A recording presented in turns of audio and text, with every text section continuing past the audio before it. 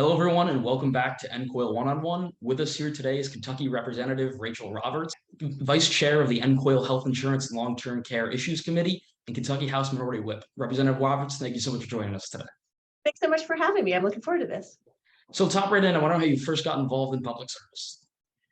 So I'm a small business owner, and when you're a small business owner, whether you want to or not, you get very involved in local level politics, if it's zoning or grant programs or any of that stuff. So the business, I'd always been a follower of politics, not necessarily a participant, until I opened the business, and then that commitment to being part of the solutions for my community grew. I come from a family that believes that raised me to believe that when we have the capacity to do more, it's our mitzvah, our joyous duty to be able to do more for our communities. And so this was an opportunity, I thought, for me to be of even more use to my community. And I have a unique situation where I'm a small business owner who has flexibility as a result. And my family had the bandwidth for me to be able to take on a bigger role. And if those of us who have the capacity to hold these seats like that don't start stepping up for it, then we can't really complain about people that are holding the seats in our absence. That's awesome. And so what issues have you been most involved with throughout your time in the legislature? So mental health care has always been a champion cause for me. I am the daughter of a mental health care provider. I grew up with his private practice in the ground floor of our home. So it's something that I've been exposed to my entire life. He specifically was a substance use disorder counselor. So I've seen, what addiction can do to folks, and also what real treatment can help people get through. And I've also seen, what happens when insurance providers pull back on coverage for really needed mental health and substance use treatment programs, and how that can be detrimental as well. So all of this sort of intersects for me there. Also, I've been really focused on economic development as a small business owner, on education in our state, and on women's issues. That's awesome. So that sounds like you are very busy legislatively, but outside of your working legislature professionally, you also founded an organization that provides brand marketing and communications architecture for startup businesses. How does that knowledge of branding communications impact when you went in to start running for elected office? One of the best things I can tell you is if you are ever going to run for office, it's really helpful to be married to an award-winning creative director. So it helps with just visually with the campaign. It also helps with messaging. I think a lot of times in politics, we tend to over-explain things. We confuse people. And so being able to be concise in our messaging, which I've already gone against my own words here. I talked too much already, but being able to be really concise and, brief and repetitive with issues helps the general public understand better what it is you're really fighting for, why you're asking for their vote. So, just being able to identify that brand and run under a brand was really helpful. And then just from a sort of personal sanity point of view, sometimes as elected officials, we come under a lot of ire, rightly or wrongly. And so on those days when I feel attacked, it's better for me to think of Rachel Roberts, the brand, and that's the person that people are upset with, not me as an individual, but that, and that sort of compartmentalizes it for me in a way that makes it a little easier and maybe a little healthier for me to hold the seat in those times that are really challenging. Wow, that's awesome. It's definitely a great outlook to have. So on top of all of that, you also taught yoga classes and now own a yoga studio in your community. So how does that experience, working in that niche market and also as a small business owner interacting with members of your community impact your approach to the legislature at all?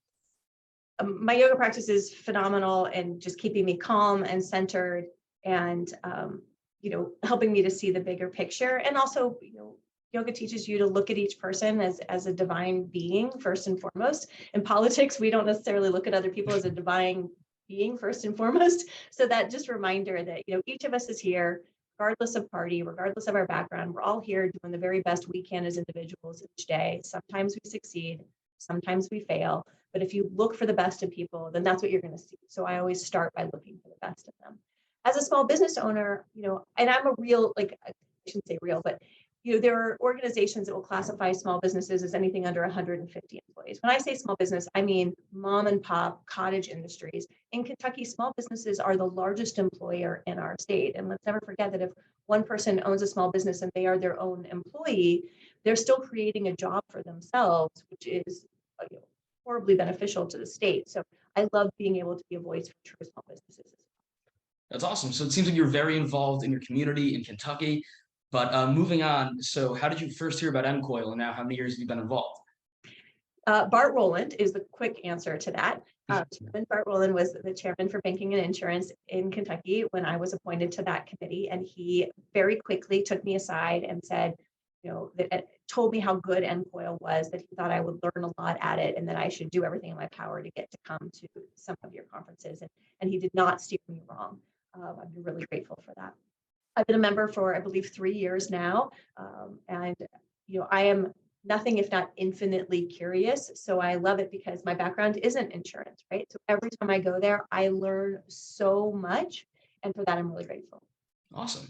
So speaking of Representative Rowland, Kentucky has a very rich history at NCOIL, including a number of former NCOIL presidents. Representative Joe Fisher was an officer as soon as 2021. And as you mentioned, Representative Rowland, who chaired our Property and Casualty Insurance Committee, drove many issues. Do you feel any desire to carry on the mantle and keep that involvement going?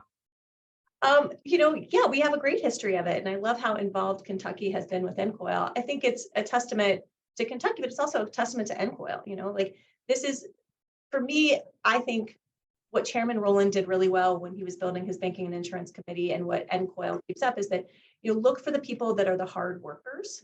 And if you put a group of people who are all hard workers into a room together, regardless of political ideology, they're going to find solutions. And so I think that legacy of doing the hard work and finding solutions is absolutely something I want to be part of. I think I'm different than them, and then I'm a woman, I'm from a different party. So, filling their shoes, perhaps not. I think they were more loafers guys. I'm much more of a high heel girl. So I expect to blaze my own trail here, but I am grateful for that foundation for sure. That's great. Well, we're definitely happy to have you involved. So how would you describe your overall experience in the organization throughout these 3 years? Just back to learning so much. I mean, every time I have gone, I've been exposed to conversations that I wouldn't otherwise be exposed to necessarily. I feel like my learning curve grows so exponentially every time I go. I love that I get to meet like I said, other really hard workers from other states and forge those relationships and talk about good policy from different states and bring that back to my the body that I serve and to my constituents. So I mean, I really do feel like I grow every time I go, and I come back with really good ideas to share. That's great. So speaking of ideas, are there any issues you would like to see NCOIL take on in 2023? I think the entire, especially in the health insurance sphere, we just need to take a better look at parity and make sure we're meeting the parity standards set out in the Affordable Care Act. And mental health care is a huge champion cause for me. So for the last 3 years, I have championed a bill in Kentucky to cover at 100% a once a year mental health checkup, just like we do a physical. I think in Kentucky, this is especially important for many reasons. One, we would normalize mental health care. We would make sure that patients have a relationship with a provider before they have crisis, so that they would know who to call should they need. And we have a decided lack of mental health care providers in the states. It would be a way for us to recruit and retain people in that field for the state as well. That's awesome. Yeah, I feel like that's not always the first thing that jumps to people's mind when you think of insurance, but that sounds like it'd be great, great issue to discuss. So what are some of your most valuable takeaways of being a member of NCOIL? I think what is so great about it is that it does work like a mini legislature. We're all there, we're hearing from all the stakeholders in any given topic that we're discussing. It's thoughtful and diligent. We don't make snap decisions. Things are very well vetted over several meetings. It's an opportunity for everyone who has a very vested stake in an issue to make sure their voice is heard, not just state by state, but to a large group of people that represent many, many states. So those conversations are had more quickly, more broadly, and I think really lends itself to vetting really good model legislation. That's great. Do you think that would lead you to encourage more legislators to get involved in intensive meetings? I do, absolutely. I'm an evangelical for it here in Kentucky because, like I said, if you don't come from an insurance background, I think it can be intimidating to people, but that's exactly who should be going to this. We don't want our banking and insurance, our insurance committees throughout the states to be made up only of people who have expertise in insurance. We need people who represent the customer and the clients and the practitioners that are involved in that as well. So, I think it can be intimidating to people. It was to me the first time I came, but if you go there with a mind seeking to learn, there's no better setting for it. That's awesome. Do you see any benefits for attending these meetings for non-legislators such as industry, consumer representatives? Absolutely. Just what I said before about getting to talk to so many people from so many different states and so many different parts of the government. It's not just legislators, it's also insurance commissioners and other people in the cabinets. So it's an opportunity to talk to a lot of people in one place and to hear, when I'm working on legislation, it's just as advantageous to me to hear from the people who have opposition to my bills as it is to hear from people who support, right? People who support aren't necessarily going to help me to make my bill better. People who oppose it may very well help me to make that bill better for everyone involved. So you have that opportunity at NCOIL to hear that in a more condensed and expeditious way, since there are so many voices there. That's great. So speaking of opposition, we're seeing more and more that Congress is divided along party lines. I'm interested, is that happening as much in Kentucky?